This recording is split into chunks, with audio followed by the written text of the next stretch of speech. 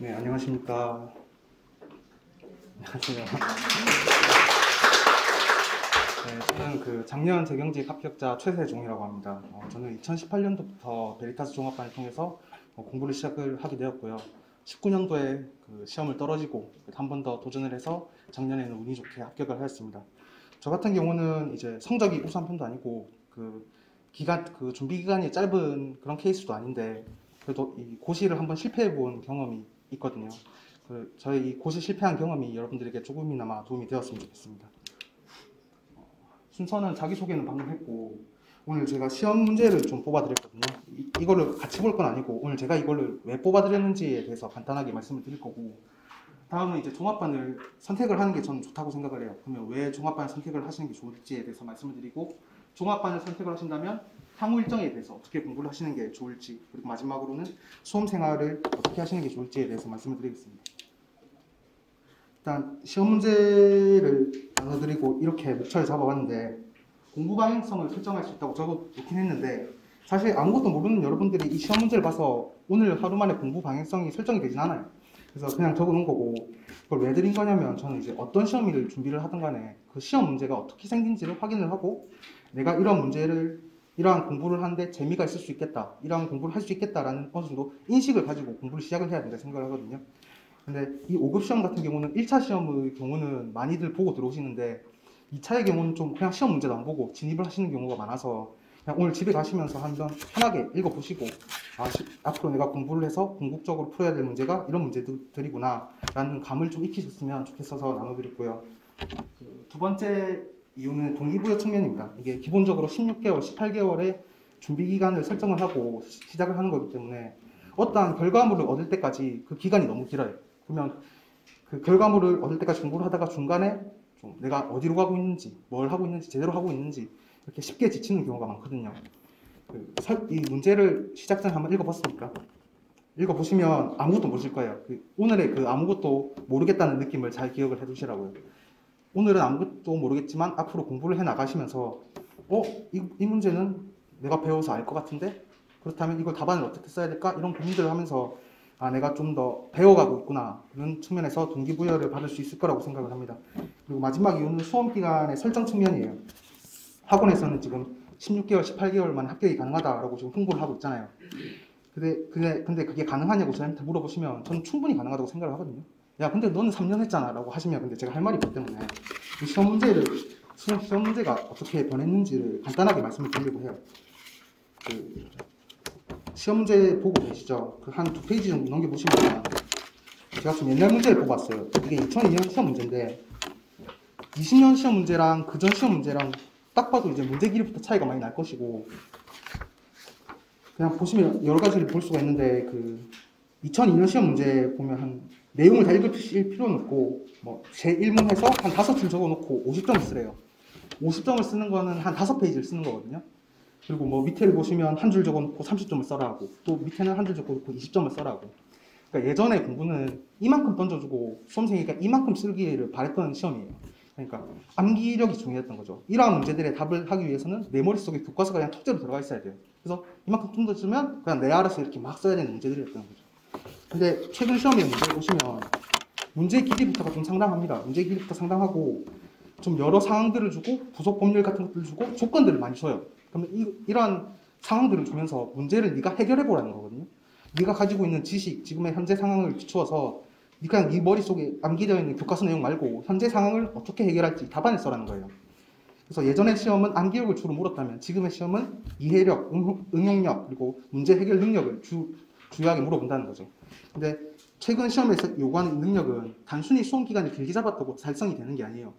공부를 좀 효율적으로 하시고 적성도 좀 필요하시고 그만큼 단기에도 충분히 쌓을 수 있는 능력이 있기 때문에 이런 문제의 경향을 보시면서 좀 시작하실 때부터 수험 기간을 좀 짧게 잡으셨으면 좋겠어요. 만약에 여러분들이 짧게 잡고 시작을 하면 내년에 혹시라도 정말 운이 없어서 떨어지더라도 뭔가 부족했겠죠. 내가 적성이 부족했든 노력이 부족했든 공부 방향이 부족했든 뭔가 부족한 점을 다시 보완을 해서 그 다음에 합격을 노릴 수가 있는데, 처음부터 3년 4년을 잡고 시작하면 내년에 떨어져도 야 이거 원래 3년 4년 한 시험이야, 나는 그냥 제대로 하고 있어 하면서 어떤 문제점을 발견할 생각을 못하고 그냥 그대로 공부할 가능성이 높다는 거죠. 그러면 수험 기간을 3년, 4년 잡았더라도 그건 5년, 6년 되는 거 정말 금방이거든요. 이 고시랑 공부가. 그래서 처음부터 수험 기간을 좀 짧게 잡고 공부를 시작하셨으면 좋겠습니다. 시험 문제는 이 정도만 보고 그냥 집에 가시면서 그냥 편하게 한번 읽어보세요. 그리고 종합반 선택 이유에 대해서 말씀을 드릴게요.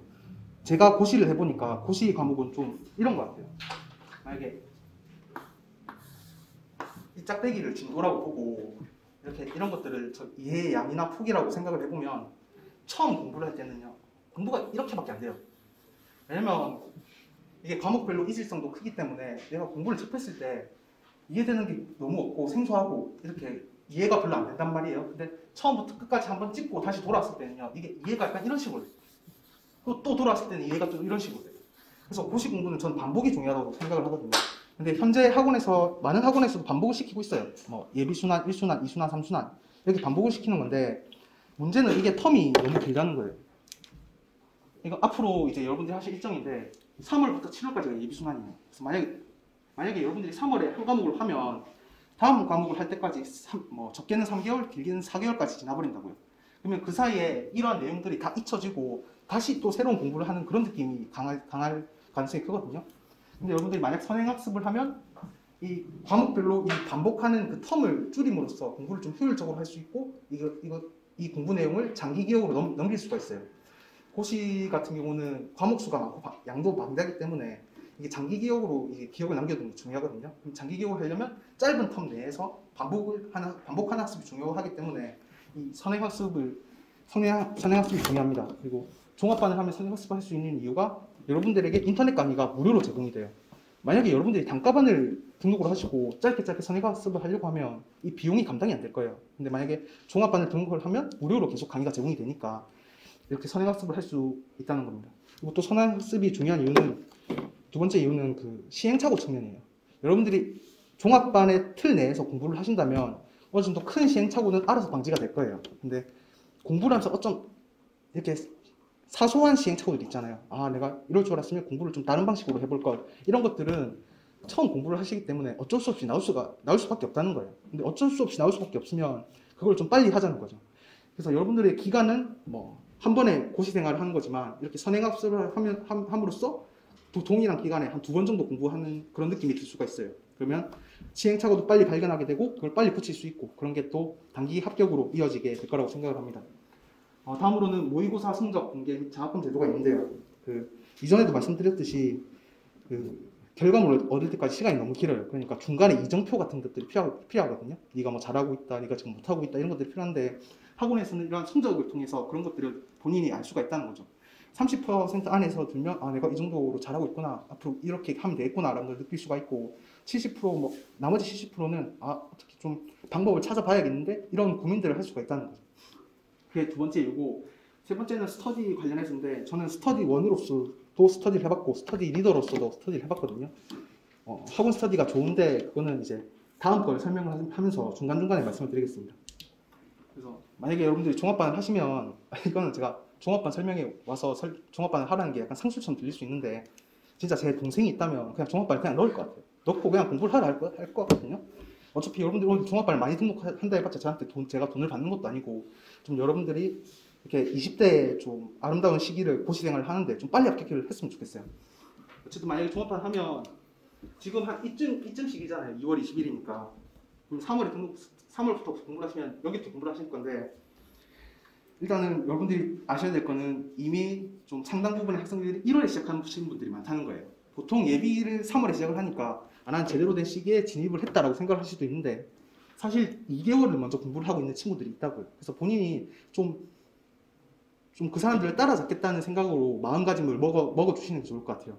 왜냐면 여러분들 16개월을 합격 기간으로 잡는데 그 중에 2개월이면 8분의 1이잖아요. 그럼 8분의 1을 이미 다른 수험생들은 하고 있다고요.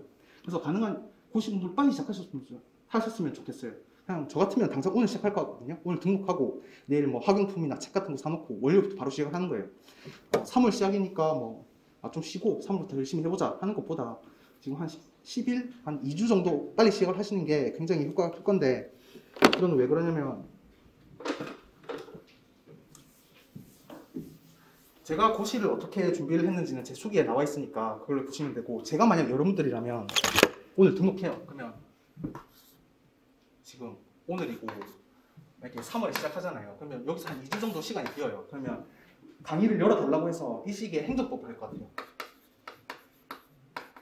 행정법을 하는데 이거는 예비를 들으셔도 되고 윈터스쿨에 진행되었던 뭐 프리스쿨을 들으셔도 돼요. 뭐 둘 중에 그건 틱일인데 본인의 상황에 맞게 둘 중 하나를 택하시면 될 것 같거든요. 그리고 여러분들은 오전, 오후, 저녁 3타임 다 공부를 하실 수가 있잖아요. 그러면 2주 내에 하루에 한 4-5강씩 들으면서 좀 빨리 이걸 보시는 거예요. 그러면 3월달에 예비순환이 실강이 뭐부터 시작되냐면 행법부터 시작해요. 행정법부터. 그러면 여기서 행정법을 저희가 들었잖아요. 그러면 이거 행정법 할 때 굉장히 좀 마음이 편하실 거라고요. 예습이 따로 필요가 없어요. 바로 앞에 들었으니까. 이거 들은 내용을 또 다시 듣는 거니까 복습도 시간이 많이 안 걸리거든요. 그럼 또 시간이 남을 거거든요. 보통 이 고시를 오전, 오후, 저녁으로 하는데 예비순환 이때 강의가 있거든요. 이 남는 시간에 뭐 한 타임 정도는 뭐 복습을 한다고 쳐도 한 타임이 남는다고요. 이러면 한 타임 남을 때 또 선행학습을 하시라고. 그럼 여기서 선행학습을 또 경제학을 해요. 경제학을 해서 또 이렇게 들으시면 여기서 또 실강은 또 이제 경제학이 또 진행이 되거든요. 그럼 또 여기서 경제학을 들었으니까 여기서 경제학을 하는 게 또 편하실 거라고요. 그러면 여기서 다시 행정법을 선행학습을 하시라고. 이렇게 공부를 이제 정확하게 언제 무슨 몇 순환 강의를 듣는 거는 이제 학원이랑 상담을 해서 결정을 하시고, 제가 말씀을 드리고 싶은 거는 이 고시는 행정법과 경제학이 거의 대부분이거든요. 그래서 이 두 과목이 처음부터 이제 끝까지 계속 맞물려서 돌아가게 공부를 하시는 게 좀 좋다고 생각을 해요. 이렇게 반복하는 텀을 짧게 해서 이렇게 계속 공부를 해나가시다 보면 1순환이 끝났을 때 여러분들은 행정법, 경제학 두 과목은 2순환까지는 끝나 있을 거라고요. 그래서 2순환을 이제 시작을 하시게 되면 여기서부터 2순환인데 어쨌든 저는 가능한 여러분들이 여기서 행정법, 경제학은 2순환을 마치시는 게 좋아요. 왜냐면 여기서부터는 필세 부담이 늘어나거든요. 그래서 필세 부담이 없으신 분들은 뭐 3순환 땡겨서 들으셔도 되고, 근데 만약에 필세 부담이 있다 그러면 이제 필세를 좀 더 투자를 할 수가 있으니까. 왜냐면 이 2순환을 여기서 한번 끝내놨으니까 2순환 실강을 듣는 데는 크게 어려움이 없을 거라는 거예요. 그래서 가능한 이렇게 선행학습을 좀 하셨으면 좋겠습니다.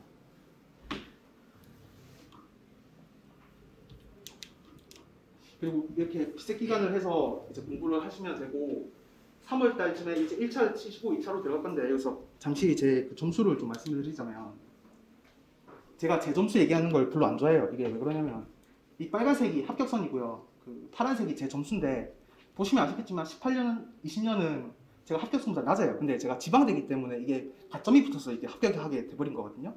그래서 저도 뭐 이런 뭐 역차별 문제도 있고, 저도 약간 찝찝하기도 해요. 이렇게 가점을 붙어서 한 게. 그래서 찝찝해서 말하기 싫어하는데, 제가 이 점수를 왜 얘기를 하냐면, 이 피셋이라는 시험이 공부를 해도 안 오르는 것이냐 라는 질문에 좀 다 대답을 드리고 싶거든요. 저는 점수가 안 올랐잖아요. 근데 안 오르는 것이냐, 그게 아니라는 거예요. 저는 이제 점수를 안 오르게 공부를 했기 때문에 그렇다고 생각하거든요. 이 75점이나 점수가, 제가 1월 달에 고시를 시작하잖아요. 그러면 1월에 처음에는 그 헌법을 해요. 그러면 1월 중순부터 피셋을 하거든요. 그럼 저는 한 달 반 만에 이제 이 점수가 나왔고, 하루에 3시간씩만 했어요. 그냥 각 과목 딱 1시간씩 10문제 풀고 리뷰하고 딱 3시간씩만 했는데 이 점수가 나온 거예요. 그러니까 스스로 좀 자만하는 그런 느낌이 들더라고요. 차라리 여기서 떨어졌으면 그래도 좀 부족하구나 이런 생각을 했겠는데, 어떻게 운이 좋아서 붙어버리니까 이 정도 공부했는데 내가 합격을 했어? 난 피셋형 인간 아닌가? 난 피셋 잘하는 게 아닌가? 라는 생각이 들면서 자만심이 들게 되더라고요. 그럼 이러한 자만심이 무서운 게 뭐냐면, 뭔가 받아들이는 걸 다 거부하게 돼요. 이 피셋이라는 게 어떠한 학문이 아니기 때문에 1차 강사님들도 수험생 출신이 많아요. 본인의 피셋 문제를 푸는 그냥 노하우 이런 것들이 중요하기 때문에 강의를 들으면 난 잘하는 사람이니까 그냥 듣고, 그냥 제가 맞다고 생각하는 것만 받아들이고 아니라고 생각하는 건 쳐내버리는 거예요. 그거 사후적 풀이 아니야? 그거 시험장 실제로 쓸 수 있어? 약간 이런 생각으로 뭔가를 배우고 받아들이고 제가 적용을 해야 되는데, 제가 생각하기에 아닌 거는 다 거부를 해버리는 거죠. 그리고 이 순환 때부터는 스터디가 또 2차 스터디로 바뀌어요. 2차 스터디로 바뀌면 이제 스터디 리더들이 굉장히 피셋에 고득점 하신 분들이 많거든요. 그런 분들이 또 스터디를 하면서 좋은 팁 같은 걸 알려주시는데, 전 스터디를 안 했어요. 나는 피셋을 잘한다고 생각을 했으니까. 그리고 또 모의고사를 피셋에서 봅니다. 학원에서 보고 성적이 나오는데, 저는 점수가 좀 들쭉날쭉한 편이었어요. 그러면 제 정신이 제대로 막혀 있으면 이렇게 점수가 들쭉날쭉하면 뭔가 문제가 있는 거고, 그러면 문제점을 개선을 해야 될 건데, 이거 모의고사는 기출이 아니잖아. 기출이 문제가 좀 좋고 모의고사는 좀 안 좋다, 그런 인식이 있긴 있어요. 근데 나는 기출형 인간이야. 모의고사 점수가 안 나와도 돼. 실전에서 나는 점수를 잘 받을 거야. 이런 생각으로 점수가 안 나와도 그냥 신경을 안 썼다고요. 그 모의고사를 보면 이제 틀렸을 때 이 모의고사와 기출문제의 질적인 차이 때문에 틀린 부분도 있겠지만 분명 자기가 뭔가 못해서 틀린 부분도 있을 거 아니에요. 근데 이런 부분을 좀 생각을 해서 공부를 해야 되는데 저는 이런 자만심 때문에 내가 맞으면 좋은 문제, 내가 틀리면 나쁜 문제 이런 식으로 생각을 했다는 거예요. 그래서 이러한 자만심이 뭔가 새로운 것들을 받아들이는 것을 좀 거부를 했고 종합반에서 만들어 놓은 기본적인 안정적인 틀을 밖으로 나가게 했다는 거예요. 그래서 고시 피셋을 하면 점수가 안 오르냐? 분명히 오릅니다. 제 주위에도 점수를 올리신 분이 굉장히 많았고요. 근데 만약에 공부를 하실 거면 점수를 올리는 방향으로 해야 돼요. 그래서 좀 마음을 여시고 어느 정도 잘한다는 그런 인식 가지지 마시고 배우려고 하는 자세로 공부를 하시는 게 좋아요. 이 강의를 듣는 게 내가 잘난 것을 확인하려고 듣는 게 아니라 내가 부족한 걸 배우려고 듣는 거잖아요. 그러니까 그런 식으로 공부를 하시면 좋을 것 같습니다. 앞에 분이 자기 객관화라는 말씀을 하셨잖아요. 그러니까 덕분에 뜬금하더라고요. 저는 이게 자기 객관화가 좀 부족했던 거죠. 여러분들은 좀 공부를 하시면서 자기 객관화를 잘 하셔서 공부를 좀 효율적으로 하셨으면 좋겠습니다. 이제 3월에 시작을 되면 또 이제 3순환이 진행이 되고 또 스파르타 캠프도 있어요. 스파르타 캠프는 앞서 말씀드렸듯이 가둬놓고 공부를 시키는 거예요. 스파르타 캠프는 이제 주로 초시생들은 잘 안 들어갔는데 이 종합반에서 성적이 우수한 학생은 원장님이 좀 해라고 해서 권유를 해서 들어가게 돼요. 근데 원장님도 저보고 이제 스파르타반에 들어가는 게 어떻겠느냐라고 말씀하셨거든요. 왜냐면 그 전에 2차 성적이 굉장히 모의고사 성적이 잘 나오니까. 근데 저는 또 이제 거기서 또 자만을 했던 거예요. 아, 내가 했는데 뭐 내가 혼자 알아서 잘하면 되지. 이런 생각으로 안 들어갔거든요. 저는 그때 안 들어간 걸 좀 아직도 후회하고 있어요. 전 제가 안 터질 줄 알았어요. 근데 공부를 하다가 터지더라고요. 이제 3월 달에 또 다음 이제 고시를 시작한 새로운 분도 들어오는 것도 있고, 이제 공부를 한 기간이 긴 것도 있고, 아무래도 공부를 많이 하다 보니까 그냥 새로운 것들을 얻는 그런 시간도 별로 없는 것 같고 하다 보니까 공부가 잘 유지가 안 돼요. 그래서 퍼져버리는데 만약에 스파르타 캠프를 했으면 이런 것들을 좀 퍼지는 것을 잡아줄 수 있지 않았을까. 나와 비슷한 혹은 나보다 우수한 인력들과 함께 열심히 한 장소에서 공부를 할 수 있는 건 굉장히 좀 소중한 기회거든요. 그게 생각보다 좀 효과가 커요. 저 공부를 하다가 좀 쉬고 있으면 옆에는 엄청 열심히 공부를 하고 있어요. 그럼 나도 공부를 열심히 할 수밖에 없다는 거예요. 그래서 만약에 여러분들이 성적도 잘 나고 하시면 스파르타 캠프도 좀 제가 추천을 드립니다. 그리고 스터디 관련해서 잠깐 얘기를 드리면 학원 스터디를 웬만하면 하시는 걸 추천드려요. 저는 이 고시 공부와 반복도 중요하고 답안을 산출하는 게 제일 중요하다고 생각하거든요. 그러면 예비 순환 때는 기초적인 내용을 가르치기 때문에 강의 자체에서는 모의고사를 많이 보지 않습니다. 근데 만약에 여러분들이 예비 순환 스터디를 하면 월수금에 어느 정도 답안 작성하는 그걸 하고 토요일에 또 복습 모의고사를 봐요. 그러니까 월수금에 했던 내용 중에 일정한 문제들을 뽑아서 복습 모의고사를 보거든요. 그러면 답안을 작성하는 시간이 예비 때부터 굉장히 많이 늘어나는 것이고, 예비 때부터 내가 어떻게 답안을 작성을 하는 게 좋을지를 미리부터 고민하고 공부를 할 수 있다는 거예요. 근데 또 복습 모의고사가 봤던 걸 왜 또 보냐라고 생각을 하실 수 있는데, 처음부터 아무것도 모를 때는요, 그냥 어쨌든 아는 문제라도 이 답안을 처음부터 끝까지 한번 주어진 시간 내에 끝까지 적어보는 그런 경험들이 중요해요. 그런 경험들을 계속 쌓아가시면서 이제 답안 연습을 하시는 거죠. 그리고 이제 7월달이 끝나면 여러분들은 합격을 하셔야죠. 이제 합격을 하시면 되고, 저는 이제 떨어졌는데 혹시라도 정말 운이 없어서 이게 천지가 개벽될 수도 있잖아요. 그래서 운이 없어서 떨어지시게 되면 이제 더 할지 덜 할지에 대한 고민이 있을 거예요. 그거는 웬만하면 원장님한테 물어보시는 게 제일 바람직한 것 같아요. 솔직히 1년 반 만에 하고 접으라고 하면 누가 접겠어요? 본인은 계속 하고 싶어 할 거라고요. 근데 전문가들이 봤을 때는 좀 접는 게 좋겠다라는 분도 반드시 있을 거라고요. 그런 분들은 이제 계속해도 합격하는 게 힘드니까 차라리 그런 말을 듣고 포기를 하시는 게 좋다고 생각하거든요. 제가 합격한 제가 이런 말을 하는 게 좀 위선적으로 들릴 수도 있지만, 이 고시를 합격하면 행복합니까? 행복한데 고시가 안 되면 불행합니까? 그건 아니라고요. 저는 수능을 좀 못 봤잖아요. 저는 제가 수능 본 날 인생이 망한 줄 알았어요. 내 인생은 끝났다 이 생각을 했는데 또 살아보니까 그건 아니더라고요. 고시도 마찬가지라고 생각을 해요. 고시 좀 실패했다고 남은 인생이 이게 실패한 인생으로 단정 지어지진 않을 겁니다. 그래서 본인이 적성이 맞는 새로운 분야에 가서 능력을 더 발휘하면 그것도 행복한 삶이라고 생각을 하거든요. 어쨌든 접는다 해서 너무 상처받지 마시고 또 새로운 길을 찾아서 떠나시면 되고, 여기서 한 번 더 하시게 된다면 저는 스터디 리더를 좀 하시는 걸 추천드려요. 저도 원장님한테 할 거예요 말 거예요 하니까 너는 무조건 해야 된다 말씀을 하시고, 스터디 리더를 하는 게 어떻겠느냐 말씀을 하셨거든요. 이제 리더를 하면 좋은 게 새로운 스터디원들에게 뭔가를 알려줘야 되잖아요. 그럼 누군가를 알려줘야 된다는 게 저를 더 공부를 시키더라고요. 준비를 해야 되니까 공부를 시키고, 그리고 무엇보다 채점을 하게 되거든요. 그럼 채점을 하다 보면 이게 수험생으로 썼던 그런 시각과 이 채점자로서 보는 시각이 좀 많이 달라요. 그래서 일정한 시간 내에 많은 답안을 채점해야 되다 보니까 어떤 답안이 채점자가 보기에는 읽기가 편하고 좀 고득점을 주고 싶은가 이런 느낌이 많이 들거든요. 이게 제 이후 공부에는 좀 많이 도움이 되었습니다. 어쨌든 일단 이후는 생각하지 마시고요. 여기서 선행학습 열심히 하시고 자만하지 마시고 자기 객관화 잘 하셔서 여러분들 여기서 합격을 하셨으면 좋겠어요. 다음 이건 제 점수인데 이거 점수를 왜 가져왔냐면 일단 제가 18년도에 그냥 들어갔을 때는 그냥 올림픽 정신이었거든요. 그냥 참가에 의의를 두자해서 들어가서 이게 평균이 이제 과락만 3개예요. 40점 밑이면 다 과락이 평균이 했고 볼 필요는 없고 19년도, 20년도 시험인데 여기서 보시면 이 성적이 절대적인 점수는 일단 다 올랐어요. 근데 중요한 건 상대적인 점수잖아요.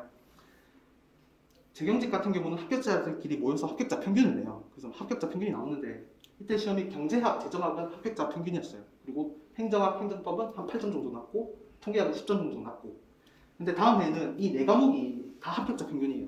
그리고 통계학은 한 10점 정도 났고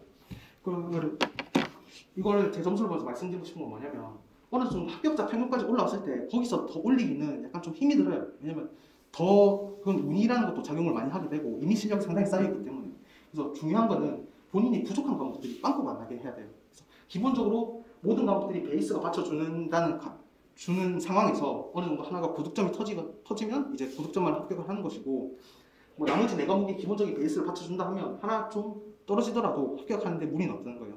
그래서 웬만하면 모든 과목들을 버리지 말고 기본적인 바탕을 깔아주시는 게 전 좋다고 생각합니다.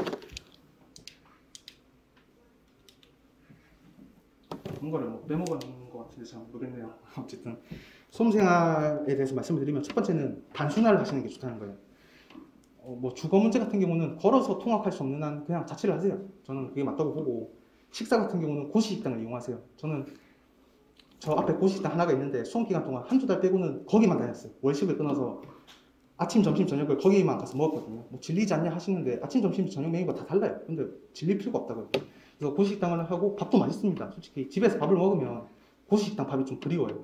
그 정도로 밥이 맛있고 어머니가 없으지 않겠죠. 어쨌든 고시식당 밥이 그렇게 맛있고 그러니까 고시식당을 이용하는 게 그 밥도 빨리 드실 수가 있고 그런 장점이 있습니다. 단순화를 하는 건 뭐냐면 공부 외에는 아무것도 하지 말라는 거예요. 저는 이제 7시에 일어나서 8시 밥 먹고 씻고 8시부터 공부를 했어요. 그리고 11시까지 공부를 하고 집에 가서 씻고 잤거든요. 12시쯤에 잤거든요. 그래서 이 시간대는 중요하잖아요. 시간대는 여러분들마다 다 개인차가 있기 때문에 몇 시간을 공부하는지는 여러분들이 모의고사를 보시고 본인의 학업 성취도에 따라서 조절하시는 건데 중요한 것은 일정하게 가져가야 된다는 거예요. 그래서 일정한 시간을 딱 정하시고 일어나면 씻고 밥 먹고 공부하시고 점심시간 되면 밥 먹고 공부하시고 저녁시간 되면 밥 먹고 공부하시고 잘 때 되면 그냥 자라는 거예요. 그 외에는 아무것도 하지 마세요. 저 같은 경우는 이제 마치고 집에 가면 그날 좀 보상심리 같은 거 활동을 하잖아요. 그러니까 웹툰을 본다고요. 네이버 웹툰 보시는 분들은 아시겠지만 이 목요일날 웹툰은 수요일 오후 11시 넘어서 올라오잖아요. 그러니까 웹툰을 보고 자니까 잠자는 시간도 느려지고 오히려 그게 좀 수험생에 영향이 가더라고요. 그래서 공부하는 날은 그냥 진짜 딱 공부만 하시는 게 좋을 것 같아요. 너무 기계적이지 않나. 원래 고시생이 좀 그렇습니다. 그리고 다음으로 말씀드리고 싶은 것은 뭐 남을 위한 마음의 요 30%인데 그 매 순환 시작할 때마다 이제 원장님이 하시는 말씀이에요. 그러니까 저 말씀을 왜 하시냐면 이제 공부를 하고 스트레스를 받다 보면 나도 모르게 성격이 나빠져요. 굉장히 사소한 일인데도 이게 신경질적으로 반응을 하게 되거든요. 근데 그러한 신경질적인 반응들이 부정적인 생각들이 본인이 공부하는데도 분명히 영향을 미치긴다는 거예요. 그래서 뭐 주위 상황과 어떤 일이 있든 그냥 그럴 수도 있지, 뭐 사람이 살다 보면 그럴 수도 있지 하고 좀 유연하게 받아들이시는 게 좀 정신 건강에 좋습니다. 좀 이타적인 삶을 살라는 게 아니라 그게 본인 스스로에게도 좀 이득이 된다라는 말씀입니다. 다음으로 말씀드릴 건 자만하지도 말고 포기하지도 말라는 말씀인데 왜 자만하지 말라는지는 대충 아시겠죠? 제가 그 자만했기 때문에 좀 있었던 일들을 말씀을 드렸으니까. 근데 저는 약간 살면서 느꼈던 게 일단 제가 뭔가 재미있고 뭐 흥미가 있는 과목들은 흥미가 있던 어떤 분야들 그게 운동이 됐든 공부가 됐든 게임이 됐든 좀 남들보다 성장하는 속도가 좀 빨랐다고 생각했거든요. 그러니까 이게 시간이고 이게 성과로 보면 일반 사람들은 이렇게 가잖아요. 근데 저는 약간 이런 식으로 가는 것 같더라고요. 제가 뭔가 빨랐어요. 그러다 보니까 이게 자만을 하게 되는데 자만을 하다 보니까 좀 더 그냥 적당히 하려고 하고 노력하지 않으려고 하니까 결국에는 다른 사람들한테 다 잡히는 그런 경우가 많았어요.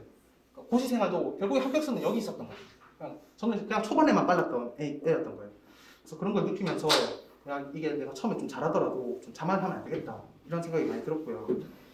그리고 또 제가 종합반을 시작하면서 알게 된 분이 있어요. 알게 된 분이 있는데 그분이랑 뭐 사이가 좋지는 않습니다. 뭐 성격도 다르고 직렬도 다른데 사이가 진짜 좋지는 않아요. 근데 그분은 좀 초반에 엄청 느렸어요. 그래서 같이 얘기를 하다가 질문을 받으면 뭔가 이게 왜 이해가 안 되지? 이런 생각이 가끔씩 들었거든요. 이건 참 느리다 이런 생각이 들었는데 근데 그분은 진짜 공부를 열심히 하셨어요. 약간 사람이 뭔가 묵직하다라는 느낌을 받는 거 아시죠? 정말 단단한 사람이 다 어느 정도 뭐 열심히라는 말은 진짜 저 사람 위에 있는 말이다라고 생각이 들 정도로 꾸준히 하시더라고요. 근데 처음에 엄청 느렸는데 처음에 성적도 안 좋았어요. 그래서 뭐 장학금 받을 거 없으니까. 근데 결국에 계속 그렇게 하시다가는 결국에는 그 작년에 같이 합격을 하시더라고요. 여러분들 여기 많이 계시지만 사람에 따라서 좀 성적이 빨리 나올 수도 있고 좀 천천히 나올 수도 있어요. 그래서 중요한 거는 빨리 나왔다고 자만하지도 마시고 좀 본인이 처음에 느리다고 하셔도 좀 포기하지 마시고 좀 진득하게 공부를 하시면 내년에 좋은 결과가 있을 거라고 생각합니다. 그리고 마지막으로 좀 감사한 마음으로 좀 하루하루를 살자고 했는데 지금부터 제가 하는 얘기는 좀 동의를 못 하실 수도 있어요. 왜냐면 이 삶의 만족도를 판단하는 기준은 사람마다 다른 거니까. 그리고 어떻게 보면 약간 이상 꼰대 아닌가 약간 이런 생각이 들 수도 있는데 저는 가끔씩 수험생활을 하면서 내 인생이 왜 이렇게 꼬이지? 이거 너무한 거 아니야? 왜 내한테만 이래? 약간 이런 생각이 든 적이 들었던 시기가 있었어요. 그러니까 생각도 부정적이게 되고 이런 부정적인 생각들이 공부에도 방해가 되고 그런 적이 있었는데 갑자기 옛날 생각이 나더라고요. 요새는 그런 거 하는지 모르겠는데 초등학교 입학하면 무슨 숙제를 내줘요. 그냥 어디 최씨고 뭐 판은 어디고 몇 대 손이냐 이런 걸 적는데 그리고 또 부모님과 관련된 걸 적는 칸이 있어요. 그러면 성함, 나이, 직업, 학력 이런 걸 적어야 되는데 부모님이 말씀해 주신 그거 제가 적어내는 거예요. 그래서 학력을 적었는데 아빠가 아빠는 고졸이고 엄마는 중졸이다 이렇게 적으라고 하시는 거예요. 고졸이 무슨 뜻이에요? 고등학교를 졸업했다는 뜻이다. 그렇구나 적고 있는데 옆에 계신 어머니가 근데 자기는 중졸이고 난 초졸인데 이렇게 말씀하시는 거예요. 그러니까 아버지가 화를 내시면서 뭐 쓸데없는 소리야 그냥 나 이대로 적어가라 이렇게 하시는 거예요. 그러니까 그때는 몰랐는데 지금 생각하니까 좀 너무 웃기더라고요. 어쨌든 그때 일이 어렸을 때 일인데 계속 커가면서 여러 생각을 하게 되더라고요. 근데 고시 생활 때 들었던 생각은 제가 부모님이 나이가 많으세요. 제가 늦둥이로 태어나서 47년생, 57년생이란 말이야. 그럼 저희 부모님 세대 때만 해도 이 경제가 많이 어려우니까 교육을 받고 싶어도 못 받는 경우가 굉장히 많고 특히나 여성분들의 경우는 집에 남자가 있으면 남자를 교육시켰지 여자는 그냥 국민학교만 보내놓고 집안일 농사를 시켰다고요. 근데 그런 것들을 생각해보면 난 대학도 나왔고 대학을 졸업을 했는데 취업도 안 했고 그럼에도 불구하고 이렇게 신림동에 와서 먹고 자는 걱정 없이 이렇게 하루 종일 공부만 할 수 있다는 그 사실 자체 하나만으로도 나는 굉장히 감사한 삶을 살고 있지 않은가 그런 생각이 들게 되더라고요. 물론 사람마다 삶의 기준을 판단하는 게 다 다르니까 좀 동의를 안 할 수도 있는데 어쨌든 그 주어진 것들에 좀 감사할 줄 알고 그리고 감사함을 느끼고 그런 것들에 책임감을 느끼고 하루하루를 열심히 공부하셨으면 좋겠습니다. 결론은 그냥 열심히 하시라는 거예요. 열심히 하셔서 내년에 꼭 합격을 하셨으면 좋겠습니다. 마치겠습니다.